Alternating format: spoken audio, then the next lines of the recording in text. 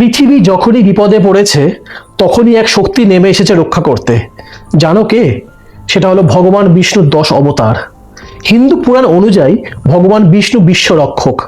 যখনই অধর্ম বেড়েছে তখনই তিনি অবতার নিয়ে পৃথিবীতে এসেছেন। এই অবতারগুলোকেই বলা হয় দশাবতার।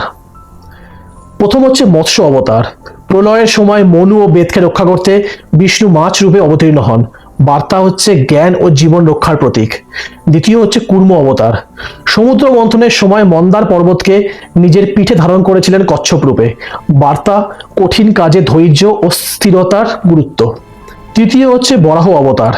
হিরণ্যাক্ষ পৃথিবীকে সমুদ্রে লুকিয়ে রাখলে বরাহ রূপে বিষ্ণু তাকে বধ করে এবং পৃথিবীকে উদ্ধার করেন। বার্তা অশুভের বিরুদ্ধে ন্যায়ের জয়।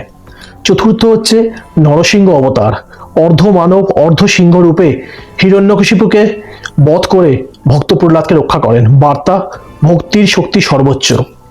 পঞ্চম হচ্ছে বামন অবতার। বলি রাজাকে 3 পা জমি চেয়ে সমগ্র পৃথিবী দখল করেন বিষ্ণু। বার্তা অহংকারের পতন অবশ্যম্ভাবী। 6 নম্বর হচ্ছে পরশুরাম। অত্যাচারী ক্ষত্রিয়দের দমন করতে জন্ম নেন পরশুরাম রূপে। বার্তা অন্যায়ের বিরুদ্ধে কঠোরতা। 7 নম্বর ভগবান শ্রীরাম। অযোধ্যার রাজপুত্র রাবণ বধ করে ধর্ম প্রতিষ্ঠা করেন। বার্তা আদর্শ জীবন এবং ন্যায়।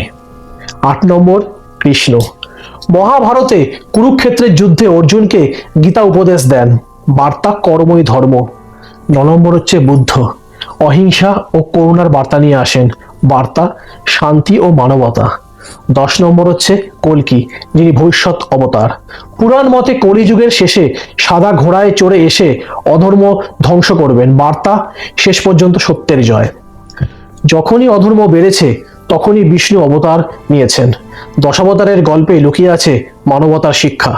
10 অবতার শুধু গল্প নয়, এটা মানব সভ্যতার বিবর্তনের প্রতীকও বলা হয়। এরপর আমি প্রতিটা অবতার নিয়ে আলাদা আলাদা করে গল্প বলে দেবো আমার চ্যানেলে। তোমার প্রিয় অবতার কোনটা কমেন্টে জানাও।